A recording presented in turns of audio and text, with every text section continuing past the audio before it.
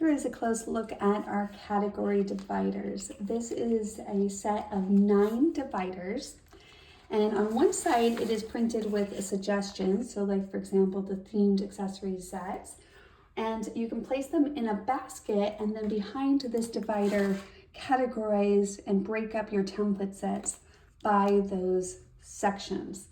That way, it's a lot easier for you to go find a certain theme, or if it's specific to a holiday, you might have that under behind the seasonal accessory sets. So on one side, it is printed, so backdrop all around, and we have all this detail on what each one we recommend as far as the category and what templates you might sort those out with. Now, if those specific suggestions don't work for you, no worries. On the back of every single one of these is also blank that you can fill in with your own. So you can simply flip that over and then fill it in with however best works for you to organize your designer templates and to break that down for you. So lots of flexibility, but also simplicity in just, creating a space in the perfect order that works for you. Now, as far as the categories, I'll break that down. So borders that we have printed on here, that is for basically any border size, mini, small, large, whatever.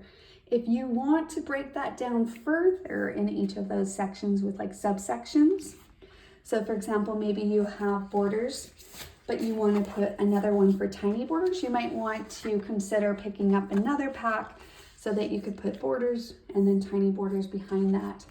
Otherwise, I just suggest keeping all your borders in smaller sections. It actually helps when you just have your borders. It is easier to keep those sections cleaner when there's smaller sections versus them all being one big, huge section, which is why these category dividers are so helpful. So I guess what I'm saying is I noticed that with my borders, when I place them behind this category, I still keep my tiny borders all to the front, mini borders in the middle, and the 12-inch borders behind that.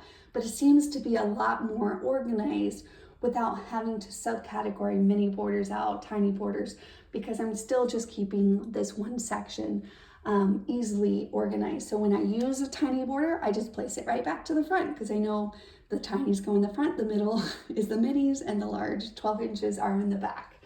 So that's kind of the thought process there.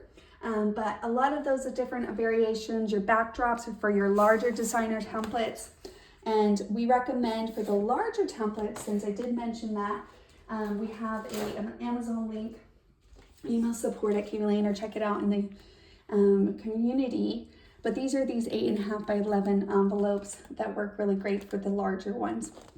And that's what the backdrops are more geared towards, because those designer templates kind of have a place of their own because they serve a certain purpose in the design. Then of course you have your all-around sets. These are for your accessories. You got your versatile, your general use templates, perfect for any project really. Your theme sets are specific, right? Like pets or journey, or I'm trying to think of ones, just something that's very specific in regards to its design. Now, as far as themes or seasonal or holidays, those I recommend also placing behind the seasonal. And I always like to keep those separate because you know what? I don't use Ghost unless I'm doing a Halloween page, but when I go to do a Halloween page, I know I can just go place right behind seasonal, all my seasonal, and then find them nice and easily that way. Definitely make sure to check out the description for this product.